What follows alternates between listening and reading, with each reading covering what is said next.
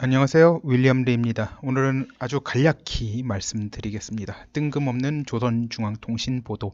조선중앙통신에서 김정은이 군 농장을 시찰했다고 10월 9일 보도가 나갔습니다.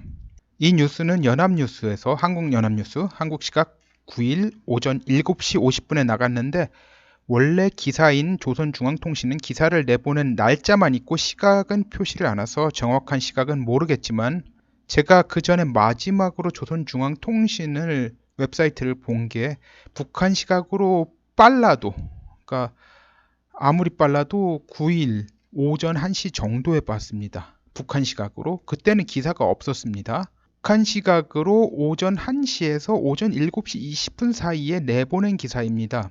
그러니까 왜 7시 20분이냐면요. 북한 표준시는 한국 표준시보다 30분이 늦습니다. 그 일본 동경 표준시를 따라가지 않는다고 그래가지고 뭐 주체신가 뭐 그렇게 해가지고 그렇게 합니다.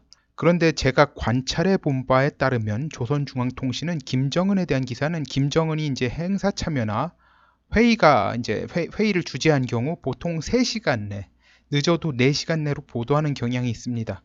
조선중앙통신이 그렇게 기민하게 기사를 내보내야 노동신문과 조선중앙방송이 늦지 않게 보도를 내보낼 수 있기 때문인 것으로 보입니다. 특히 노동신문 같은 경우는 조간신문이잖아요. 그러니까 그걸 갖다 빨리 받아서 내야 돼요. 그러니까 노동신문 기자가 별도로 동행하지 않고 그 김정은 동향 같은 것은 조선중앙통신의 그 기사를 갖다 바탕으로 해가지고 그 작성해서 내보냅니다. 지난번 태풍 관련 회의 이 경우에는 이제 회의가 빨라도 저녁에 개최되었는데요. 그러니까 오후에 개최된 게 아니라 오후 6시가 넘어서 이제 밤이 되는 상황에서 개최되었는데 북한 시각으로 밤 11시 정도에 이미 보도가 올라와 있었습니다. 뭐 저기 노동신문이나 다른 데보다 훨씬 빨라요. 그런데 김정은이 해당 농장, 그 군 농장을 갖다 언제 시찰했는지는 모르지만 사진으로 봐선 낮에 시찰한 건 분명합니다. 자, 이게 그 사진입니다.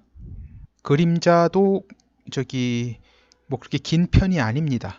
그러니까 그림자 길이로만 봐도 대강 오후 4시 이후는 절대로 아니에요. 해가 상당히 위로 올라가 있는 시각입니다. 그러니까 낮에 시차를 했는데 그럼 그게 8일이었다면요? 8일이었건 며칠이었건 상관없습니다. 하여튼 최소한 기사가 8일 오후 9시와 10시 사이 정도에는 올라와야 했던 것 아닌가 하는 생각이 듭니다.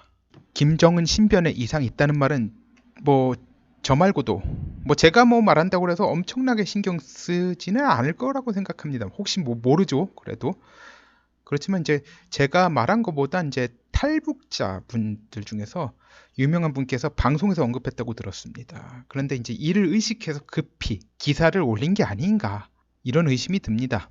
아무튼 사진에는 시찰한 날짜를 특정할 수 있는 어떤 증거도 발견되고 있지 않습니다. 뭐 그 저 태풍 관련 회의나 그런 것은 태풍 이름이나 그런 것이 다 있기 때문에 그 전에 찍어 놓은 것이 아니구나라고 하는 걸 알 수가 있는데요.